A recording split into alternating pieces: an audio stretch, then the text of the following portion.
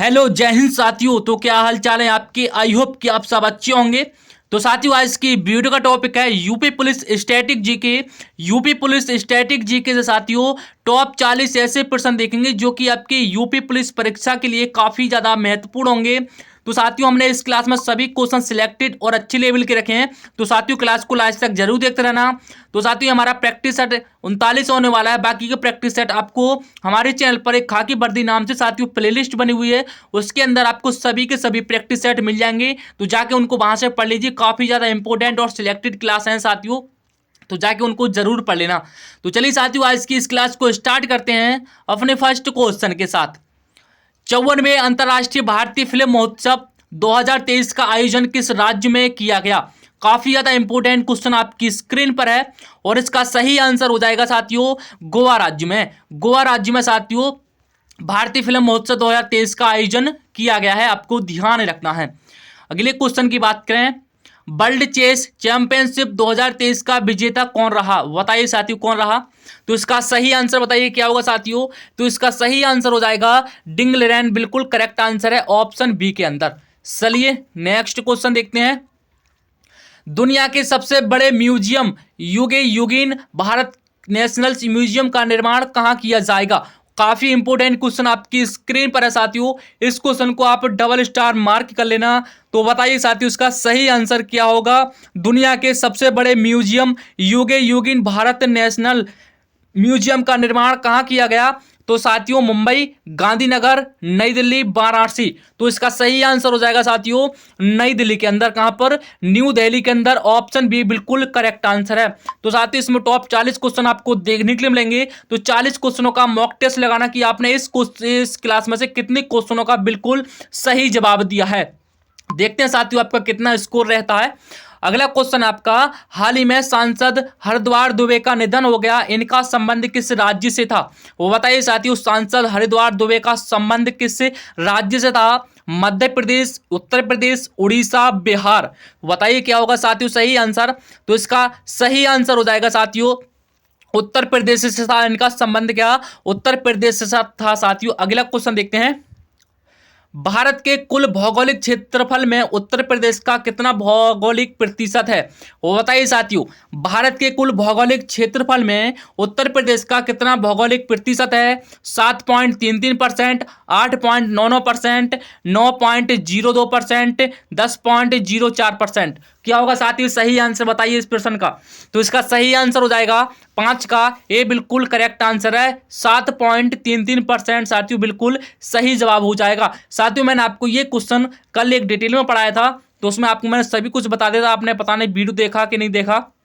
तो साथियों आपको यहाँ पर अगला क्वेश्चन है, सूची फर्स्ट को सूची सेकंड सम्मिलित कीजिए तथा नीचे देखिए कूट से सही उत्तर चुनिए। चलिए साथियों सूची और कूट को देखते हैं, उसको हटाते हैं। तो साथियों सूची फर्स्ट और सूची सेकंड आपकी, सूची फर्स्ट में आपका जनपद होने वाला है और सूची सेकंड में आपका मुख्यालय होने वाला है। तो बताइए साथियों कौन सा कूट इसमें बिल्कुल करेक्ट आंसर हो जाएगा। छठा प्रश्न आपकी स्क्रीन पर है। तो क्या होगा साथियों इसका सही आंसर देखते हैं साथियों। पहला है कुशीनगर, दूसरा है अकबरपुर माटी, बी है आपका कानपुर देहात, दूसरा है आपका नागौर, फिर है जालौन, फिर है पडलौना और फिर डी है सिद्धार्थनगर, फिर आपका उरई है। तो बताइए साथियों इनका मिलान कीजिए, इनका मुख्यालय कहाँ पर है। तो कुशीनगर का मुख्यालय कहाँ पर हो जाएगा साथियों। कुशीनगर का मुख्यालय तो 3 के साथ साथ जाएगा। क्या कुशीनगर का मुख्यालय पडरौना हो जाएगा। क्या साथियों पडरौना हो जाएगा। क्या हो जाएगा ए का हो जाएगा साथियों, ए का हो जाएगा 3। क्या हो जाएगा ए का हो जाएगा 3 हो जाएगा साथियों, एक का 3 हो जाएगा। और साथियों कानपुर देहात का साथियों यहाँ कानपुर देहात का 1 हो जाएगा, यानी कि बी का 1 हो जाएगा और ए का 3 हो जाएगा साथियों। फिर आपका जालौन है, जालौन का साथियों जालौन का उरई हो जाएगा, यानी कि 4 हो जाएगा। फिर आपका सिद्धार्थनगर है, तो सिद्धार्थनगर का साथियों नागौर हो जाएगा, यानी कि 2 हो जाएगा। तो साथियों इसका जो कोड बना वो बना आपका 3142। कौन से ऑप्शन में दिया गया है साथियों। तो ऑप्शन डी के अंदर आपको दिया गया है, बिल्कुल करेक्ट आंसर है। चलिए अगला क्वेश्चन देखते हैं। जनगणना 2011 के अनुसार उत्तर प्रदेश के सर्वाधिक साक्षरता दर वाले 4 जिलों का सही अवरोही क्रम क्या है साथियों? वो बताइए क्या है सही अवरोही क्रम पूछा है साथियों। इसमें बताइए क्या होगा सही आंसर। 7वां प्रश्न आपकी स्क्रीन पर है और 7 का साथियों बी बिल्कुल करेक्ट आंसर हो जाएगा। 7 का बी बिल्कुल करेक्ट आंसर है।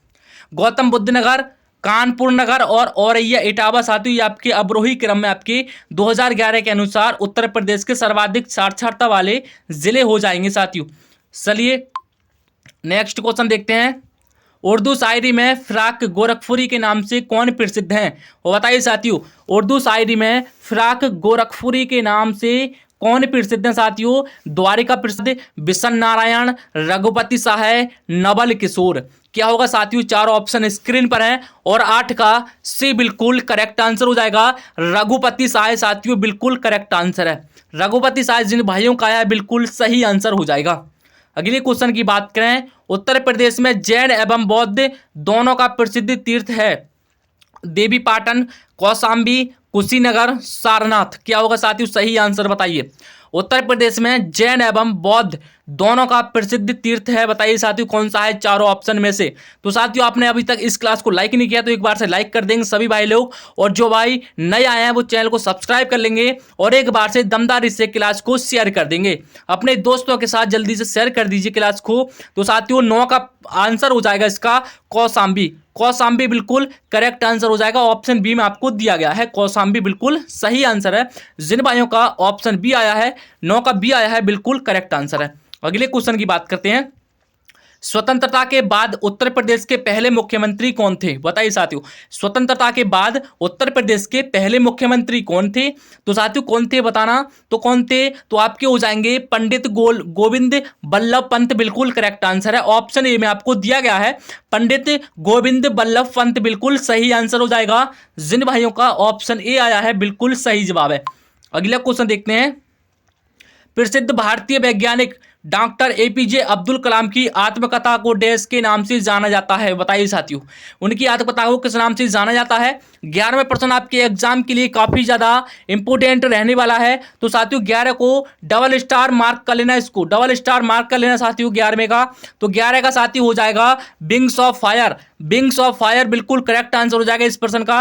साथियों इनकी जो आत्मकथा है इनका नाम है विंग्स ऑफ फायर बिल्कुल सही जवाब है। जिन भाइयों का ऑप्शन बी आया है बिल्कुल सही जवाब। अगले क्वेश्चन की बात करें। किस देश के राष्ट्रपति ने भारत के पहले गणतंत्र दिवस समारोह में मुख्य अतिथि के रूप में भाग लिया? वो बताइए साथियों किस देश के राष्ट्रपति ने भारत के पहले गणतंत्र दिवस समारोह में मुख्य अतिथि के रूप में भाग लिया? भूटान, इंडोनेशिया, चीन, जापान। तो बताइए साथियों 12 का क्या होगा सही आंसर। तो 12 का बताइए क्या होगा। तो साथियों इंडोनेशिया बिल्कुल करेक्ट आंसर हो जाएगा। ऑप्शन बी में आपको दिया गया है इंडोनेशिया। जिन भाइयों का आया है बिल्कुल सही जवाब हो जाएगा। चलिए अगला क्वेश्चन देखते हैं।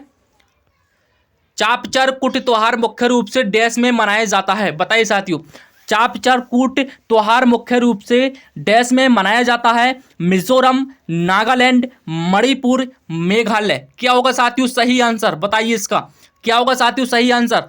चापचर कुट त्योहार मुख्य रूप से डैश में मनाया जाता है? बताइए मिजोरम, नागालैंड, मणिपुर, मेघालय। तो साथियों 13 का मिजोरम बिल्कुल करेक्ट आंसर हो जाएगा। मिजोरम आपको ऑप्शन ए में दिया गया है। मिजोरम बिल्कुल सही जवाब है। अगली क्वेश्चन देखते हैं। निम्नलिखित में से किस दिन विश्व कंप्यूटर साक्षरता दिवस मनाया जाता है? बताइए साथियों किस दिन आपका विश्व कंप्यूटर साक्षरता दिवस मनाया जाता है? 5 जून को, 2 दिसंबर को, 1 मई को, 30 सितंबर को। बताइए साथियों 14 का।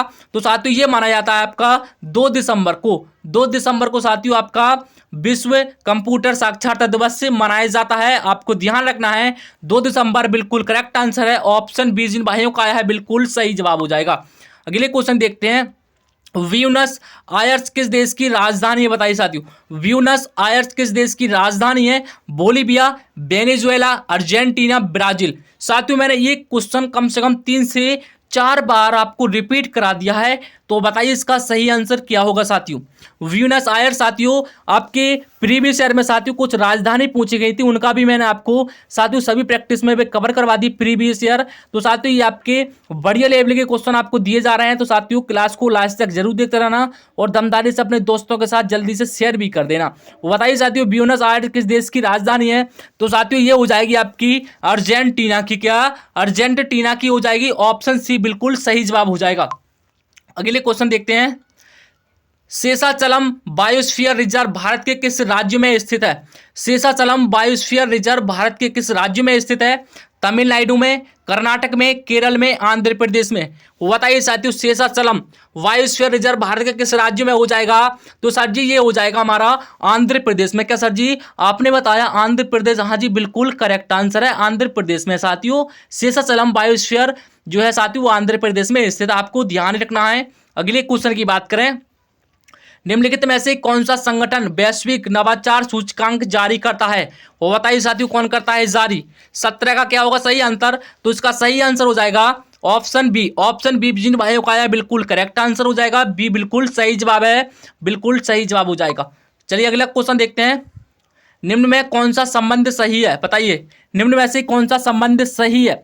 जीएनपी बराबर जीडीपी स्टार विदेश से शुद्ध साधन आय, या फिर बी जीएनपी जीडीपी माइनस विदेश से शुद्ध साधन आय, या फिर सी जीएनपी बराबर जीडीपी प्लस विदेश से शुद्ध आय शुद्ध साधन आय, या फिर डी जीएनपी बराबर जीडीपी प्रतिशत विदेश से शुद्ध साधन आय। क्या होगा साथियों बिल्कुल करेक्ट आंसर 18 का। बताइए साथियों कौन सा संबंध बिल्कुल सही दर्शाया गया है, वो बताइए। तो इसमें साथियों दर्शाया गया है, बिल्कुल सही दर्शाया गया है ऑप्शन सी में। ऑप्शन सी में बिल्कुल सही दर्शाया गया है, जीएनपी बराबर जीडीपी प्लस विदेश से शुद्ध साधन आय, बिल्कुल करेक्ट आंसर ऑप्शन सी में दिया गया है।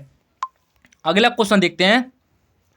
कृषि में ऋण का समर्थन करने के लिए बैंक केकेसी जारी करते हैं, केकेसी का पूर्ण रूप क्या है। वो बताइए साथियों केकेसी का जो केकेसी है इसका साथियों फुल फॉर्म क्या होती है, तो इसकी होती है साथियों किसान क्रेडिट कार्ड, बिल्कुल करेक्ट आंसर ऑप्शन डी में दिया गया है, किसान क्रेडिट कार्ड बिल्कुल सही जवाब हो जाएगा साथियों। चलिए अगले क्वेश्चन की तरफ चलते हैं।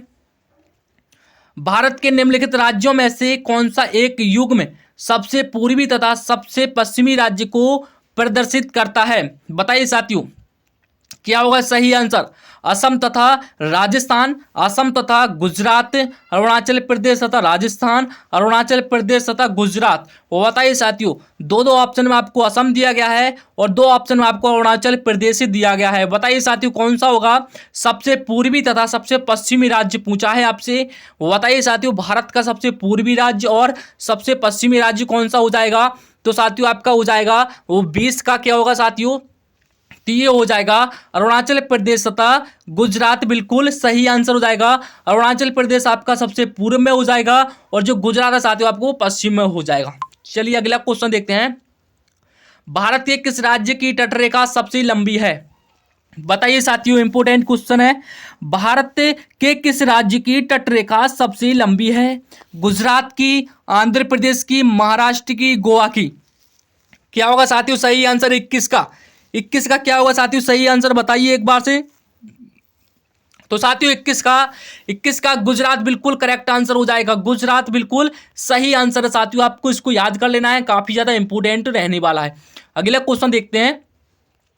निम्नलिखित में ऐसे वायुमंडल की लंबवत संरचना में सबसे निचली सतह कौन सी है। बताइए साथियों सबसे निचली सतह कौन सी हो जाएगी। काफी ज्यादा इंपोर्टेंट और सिलेक्टेड क्वेश्चन रखे हैं साथियों आपके लिए, तो साथियों एक बार भरोसा करके देखो, वर्दी दिलाकर मानेंगे। तो साथियों 22 का ए बिल्कुल करेक्ट आंसर हो जाएगा, ट्रोपोस्फियर बिल्कुल करेक्ट आंसर है ऑप्शन ए में साथियों। ये वायुमंडल की लंबवत संरचना में सबसे निचली सतह होती है, ट्रोपोस्फियर बिल्कुल करेक्ट आंसर है। चलिए अगला क्वेश्चन देखते हैं। भारत में लौह अयस्क निम्नलिखित में से किस क्रम की शैली में पाया जाता है। बताइए साथियों सॉरी सेलों में पाया जाता है, किस सेलों में पाया जाता है बताइए साथियों।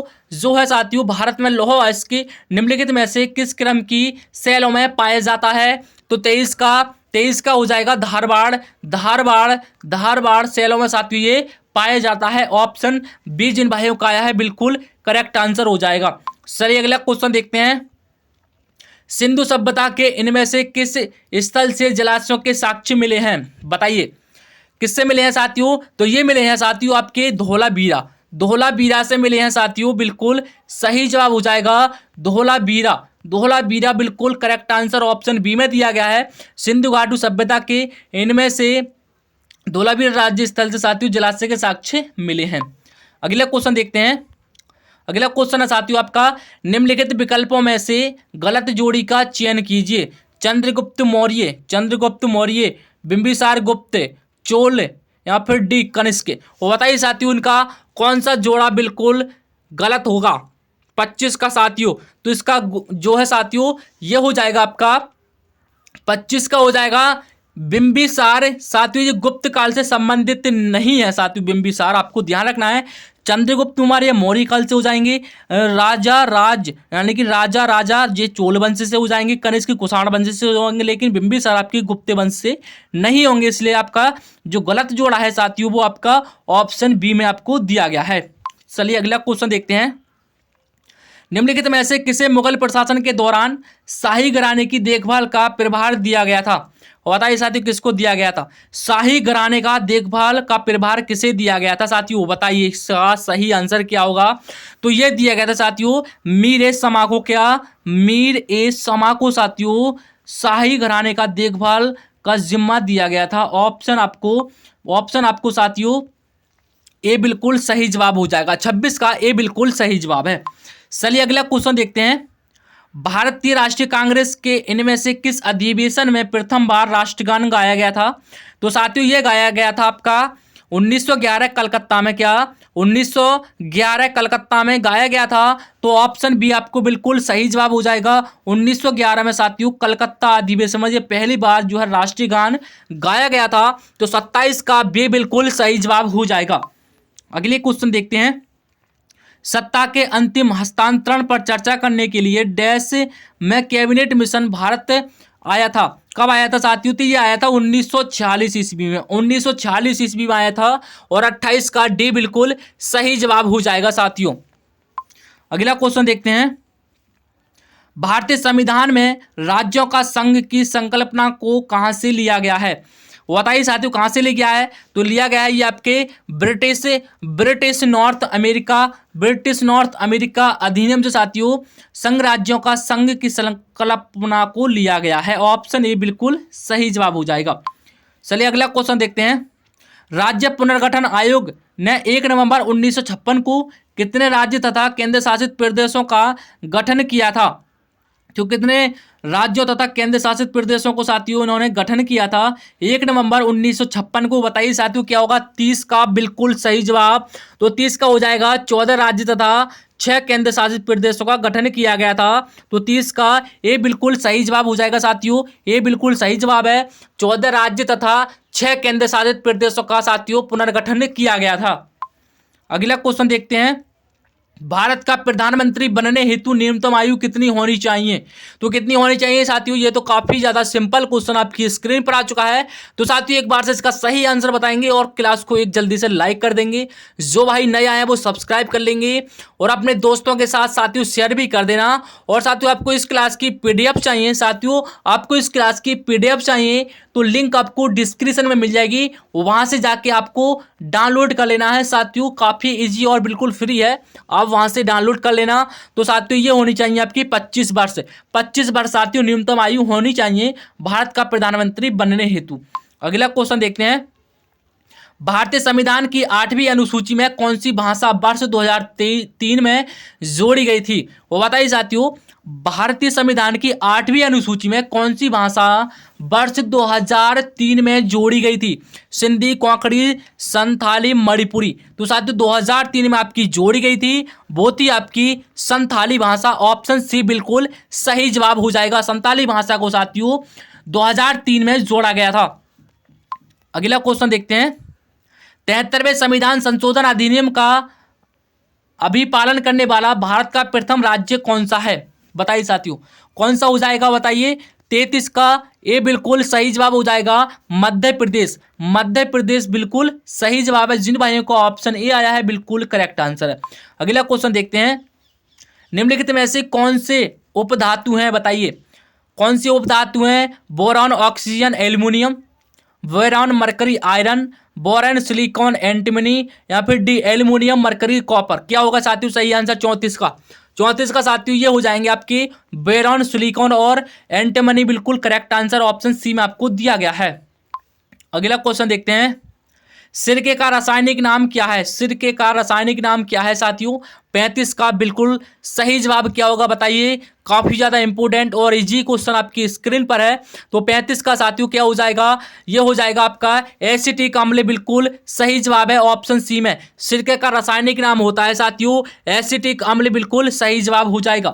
चलिए अगला क्वेश्चन देखते हैं, एक उपकरण जो परिपथ में धारा की उपस्थिति का पता लगा सकता है डैश के रूप में जाना जाता है? बताइए साथियों, एक बार से सभी भाई लोग इसका सही आंसर बताएंगे क्या होगा। एक उपकरण जो परिपथ में धारा की उपस्थिति का पता लगा सकता है डैश के रूप में जाना जाता है।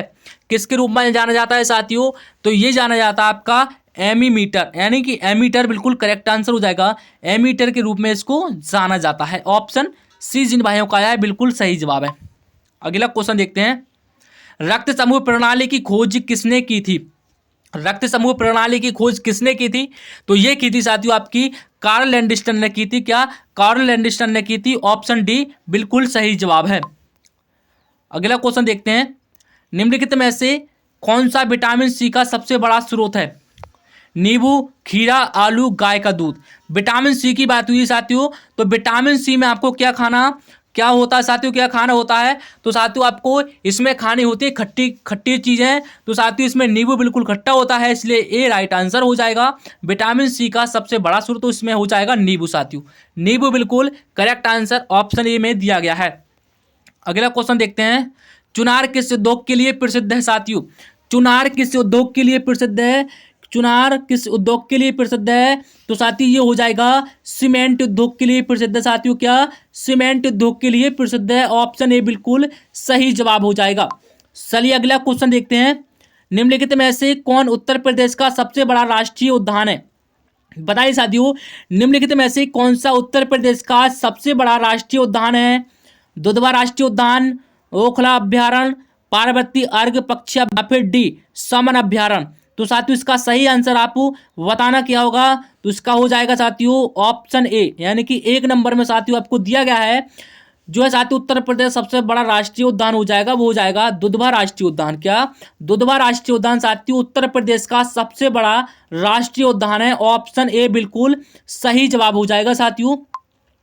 तो साथियों आपने इस क्लास में साथियों आपने 40 क्वेश्चनों का मॉक टेस्ट लगाया है। तो 40 क्वेश्चन में से आपने कितने क्वेश्चनों का बिल्कुल सही जवाब दिया है साथियों? जितने क्वेश्चन आपने बिल्कुल सही जवाब दिए हैं तो साथियों उसका कमेंट में एक बार टाइप कर देना कि हमने इस क्लास से इतने क्वेश्चन बिल्कुल सही किए हैं। और साथियों आपको आज की क्लास कैसी लगी इसका फीडबैक भी कमेंट के अंदर जरूर देना। और साथियों आपको इस क्लास की PDF चाहिए तो डिस्क्रिप्शन में लिंक मिल जाएगी, वहाँ से जाके इसको डाउनलोड कर लेना। बिल्कुल फ्री है, कोई पैसा नहीं है। तो चलिए साथियों आज की इस क्लास को यहीं पर एंड करते हैं और मिलते हैं किसी अगली क्लास के साथ। जब तक ले अपना ख्याल रखिए। जय हिंद, वंदे मातरम।